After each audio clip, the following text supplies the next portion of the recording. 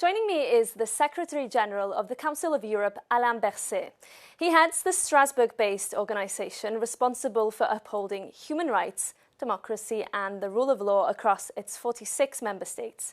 A tough challenge at a time when these values are being challenged worldwide. So welcome to the show. It's a pleasure to have you. Thank you. Now, we're a few months into 2026 and it's really been dizzying in terms of geopolitical developments. You've spoken out about the US's actions from Venezuela to Greenland. Where does this new world order that's emerging leave Europe? You know, I think we are not used to experience this acceleration. You know, things are happening that would have been impossible a few years ago. And I think it's just a follow-up of different years, what I called a kind of perfect storm. You know, since many years we are going from a crisis to another crisis. And it's very difficult to have perspective in this. And maybe, I'm not sure, but my impression is that 26 could be a kind of rupture. Strong rupture. What does it mean? It doesn't mean that it is the end of the world. It means that we are in a chaotic situation and probably we will have to organize some adaptation to see how we can really make sure that what we want to have as ways of living for our societies, for our continent will be strong in the future. And where does this leave the Council of Europe? Can Europe continue to be this beacon for democracy, rule of law in this new world order?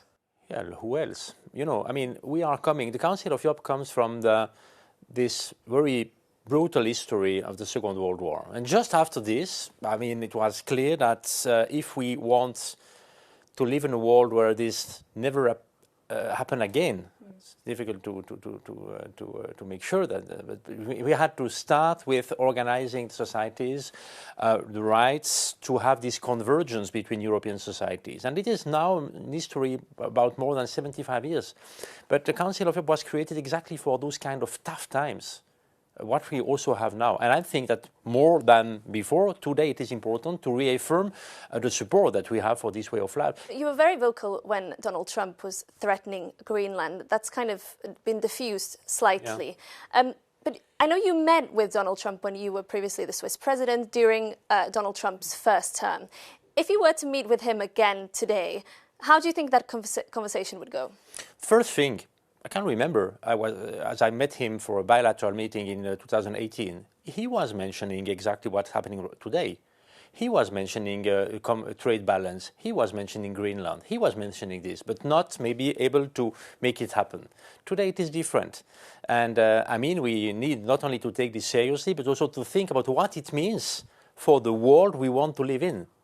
If we have strong allies trying or starting to threaten also sovereignty of European territory, what does it mean for the world we are living in? I think we must be strong, we must be united and to try to define together what we want to achieve together in 5 or 10 years, not only on defense issues, not only on commercial issues, but also about the values we want to see developing on the continent. So you do believe that transatlantic relationship has to be upheld? That is the future of Europe, or does it need to look elsewhere? You know, I'm quite sure that also, I think, what would be the alternative for the US if you think on the long term?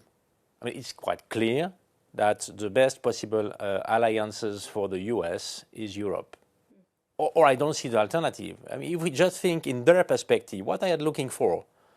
I mean, China, Russia, what would be stable in the long term? That's why I'm sure that it will remain a strong relation between US, North America and Europe. But in this kind of stress test that we have now, we must stay confident and clear and strong. I want to pivot to human rights. The convention, the European Convention on Human Rights, is a real cornerstone of your institution. It is. Is it facing a moment of reckoning? It is a living instrument. And when we see some tensions on the continent, when we see some tensions developing, it is absolutely logic. It is because it is an instrument that counts. It is logic that we have also some discussions about the system of the conventions, about what we want to develop together. You know, this European Convention on Human Rights, it is a major achievement of European societies over centuries. Really, you probably mentioned the discussion on migration.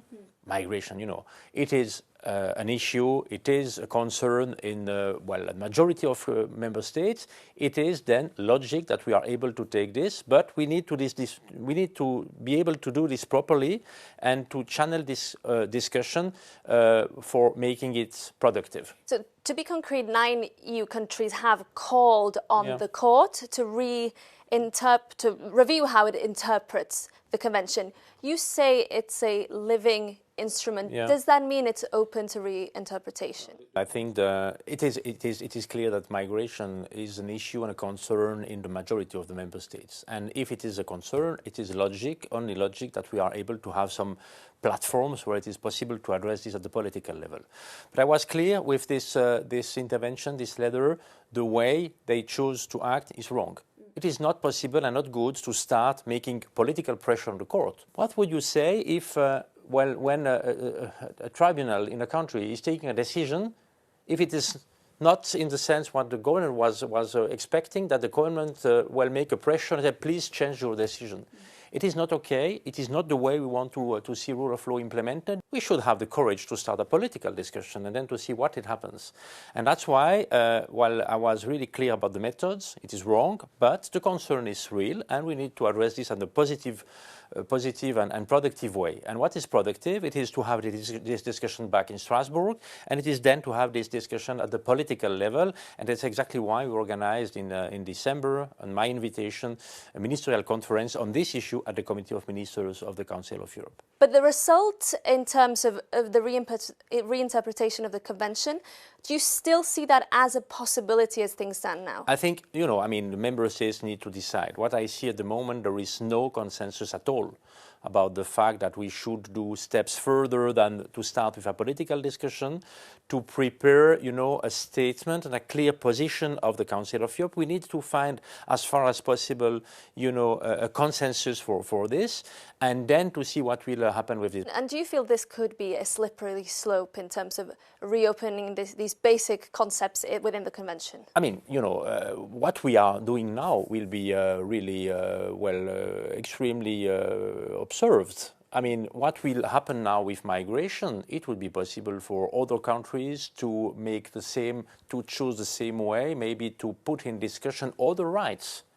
I also told this to some of the exponents. They wanted to have migration discussed, and I was just telling them, okay, at the political level, but we must be really careful, because we have maybe other countries ready to open the same kind of discussion on the rights, and maybe then we won't agree about this.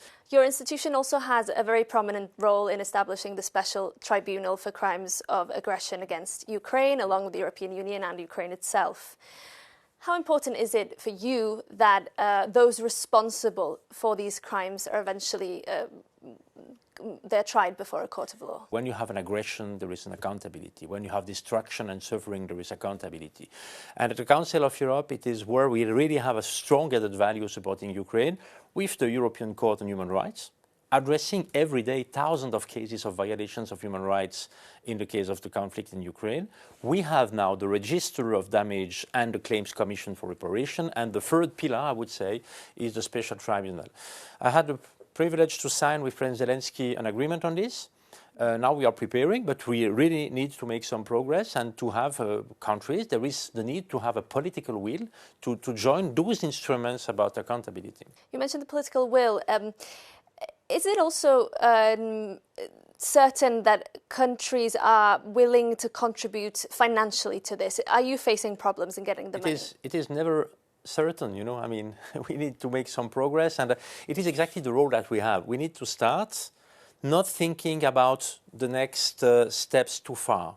We need to think about the next step and the step after, but not the And what are the immediate next steps? And at the moment, the next step, we have now the funding from the European Union, 10 million for organizing all legal framework, organizational issues, logistics, all things. We have a so-called advanced team doing this right now, and we will be ready to have then states joining.